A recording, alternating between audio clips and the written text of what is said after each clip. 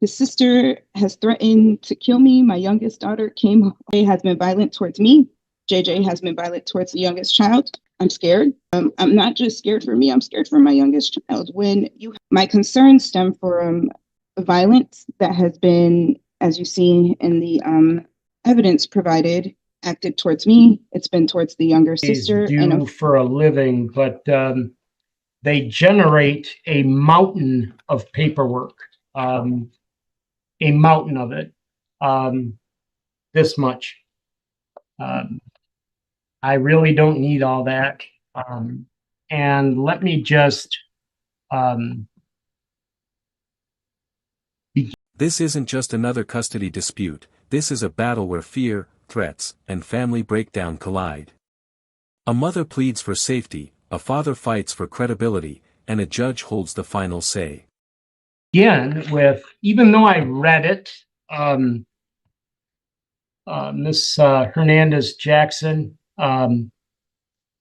there is no such thing as a reply to a response. Okay, that's not at all called for in the court rules, and I have to strike it. I did read it, but it's not a proper document to file because, quite frankly, as you could guess, if they allow your reply to his response, then he's going to file his reply to your response, and we're going to be at this thing forever. Plus, responses have to be filed at least 3 days before the hearing, and this one wasn't. But I did receive the original motion, and I did receive the response from Mr. Jackson.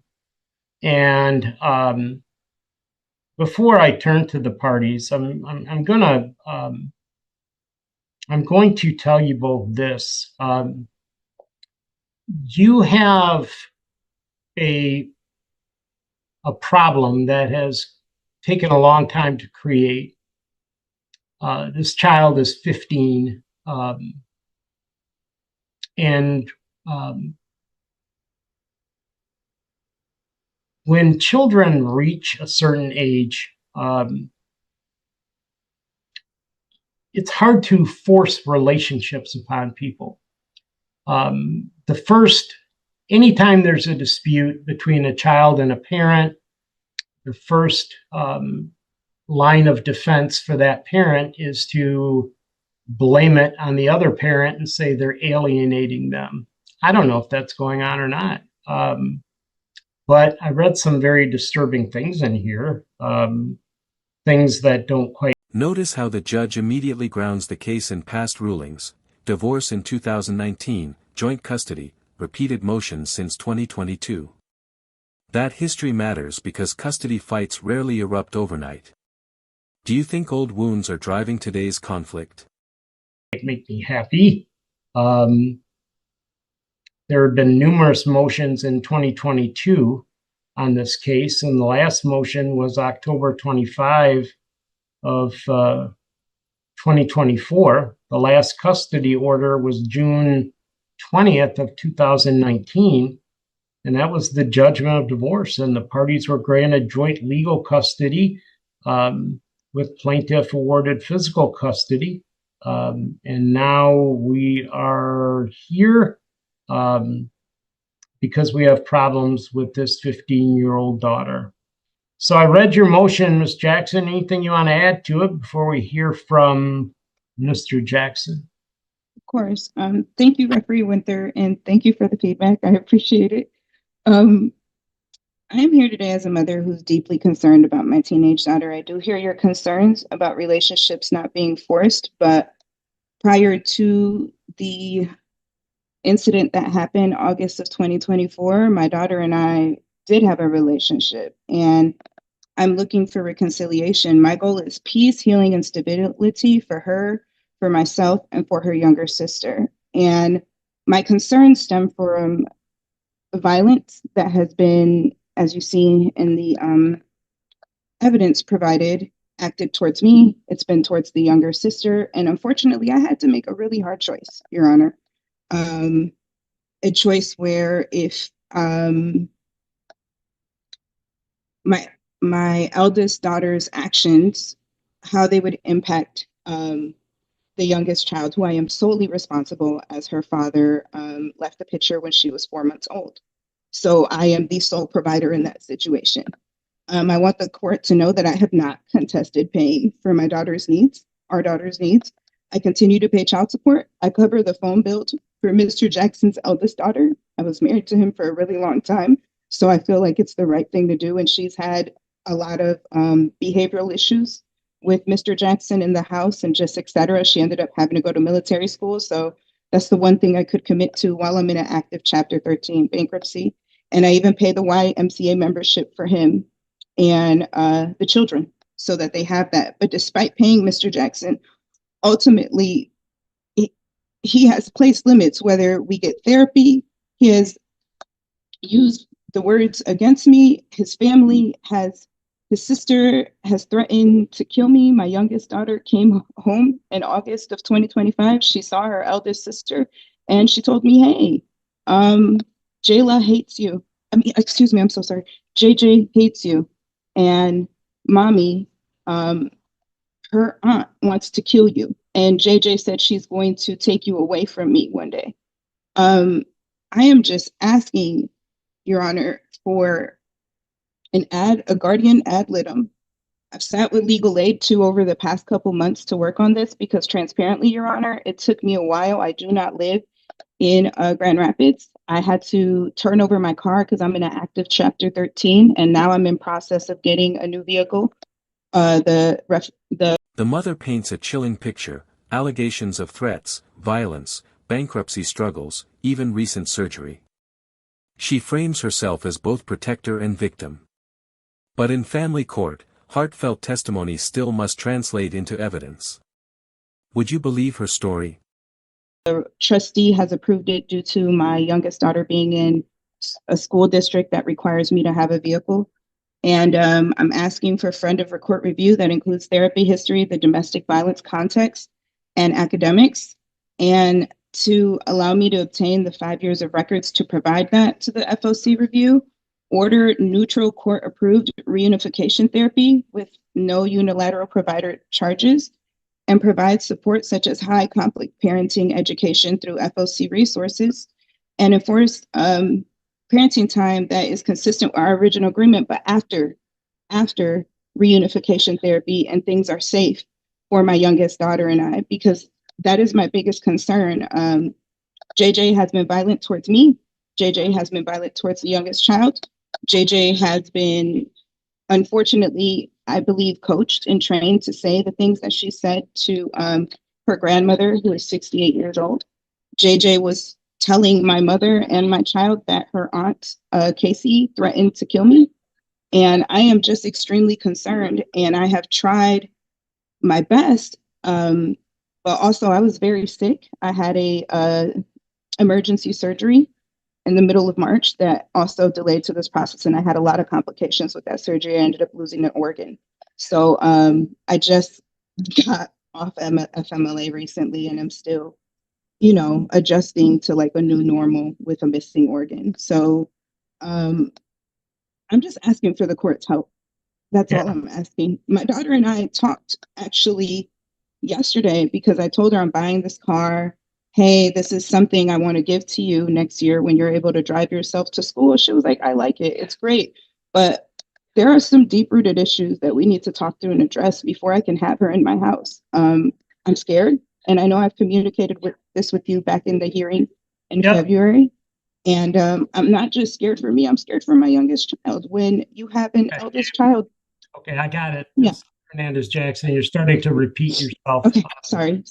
That's all right. We don't appear in court all the time.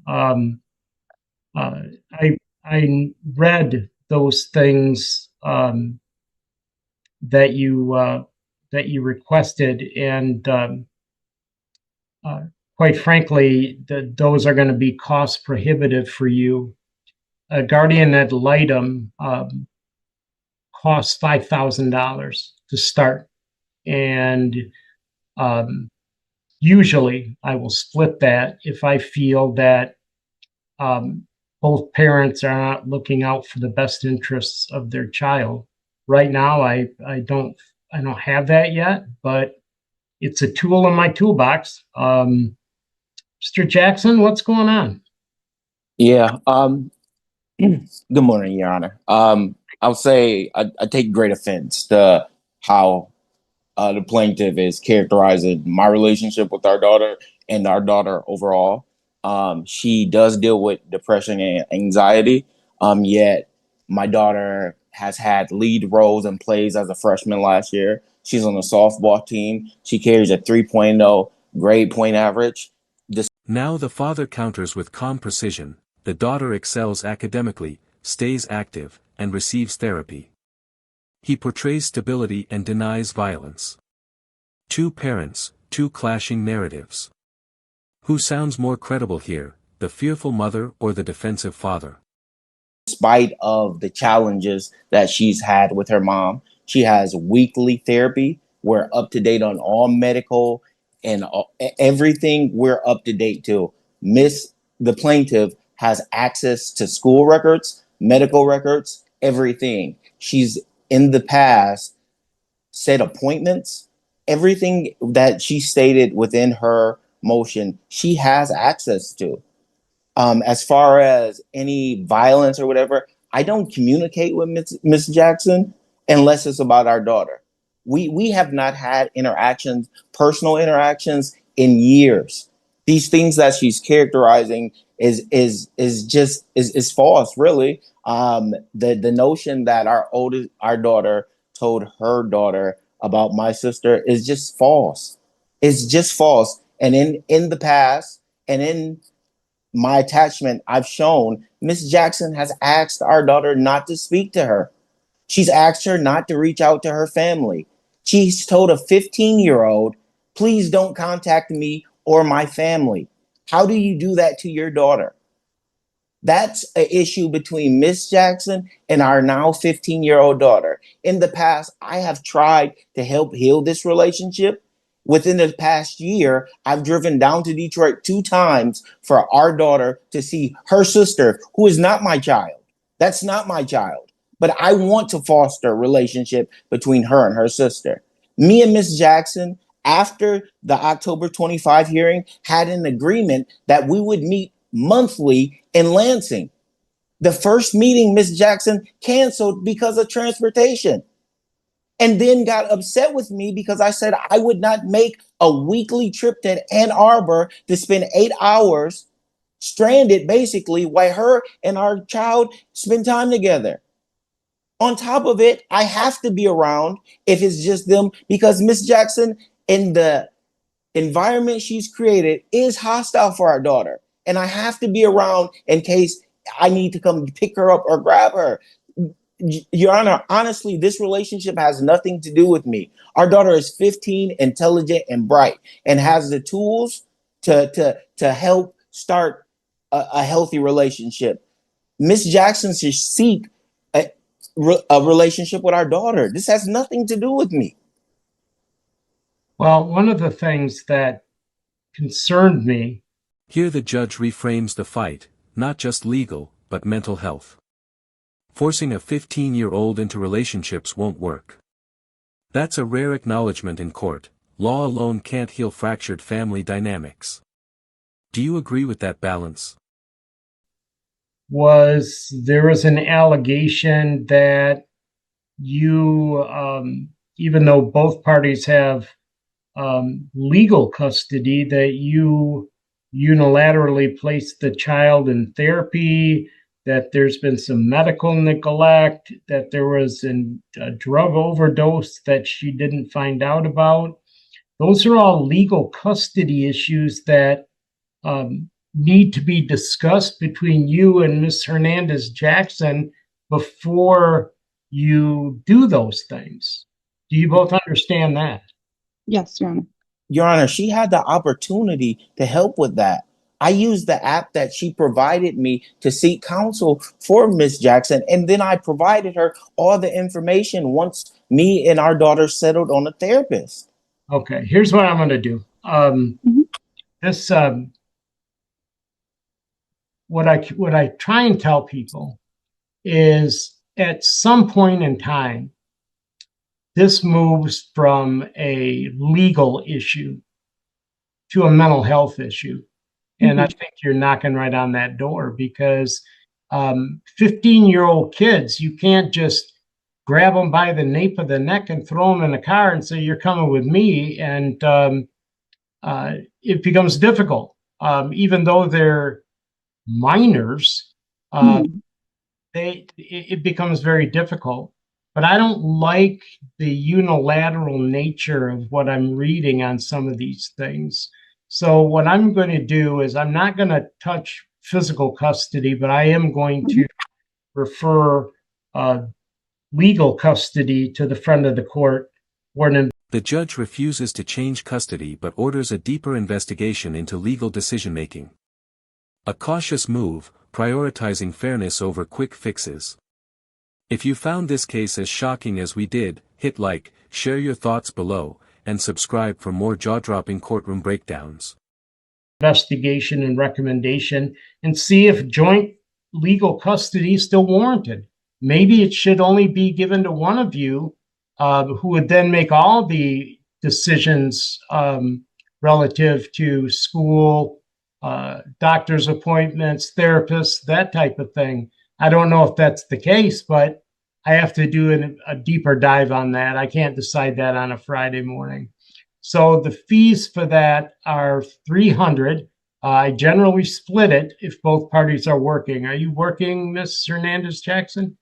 I work, but I'm in an active Chapter 13, and I am bound to a budget. I am paying the child support. I am paying the motion for the extra medical care, but anything else, it would stress me to a point where I have a small child that I have sole custody of and take care of on my own. Are you currently working, Mr. Jackson? Yes, I work. Okay. I think what I'm going to do is this. I'm going to prepare an order of reference. I will waive the fees for this Ms. Hernandez-Jackson, so neither party has to pay this. You should be hearing from the front of the court shortly. Once they complete their deeper dive in this, they can make a recommendation to me as to how we proceed.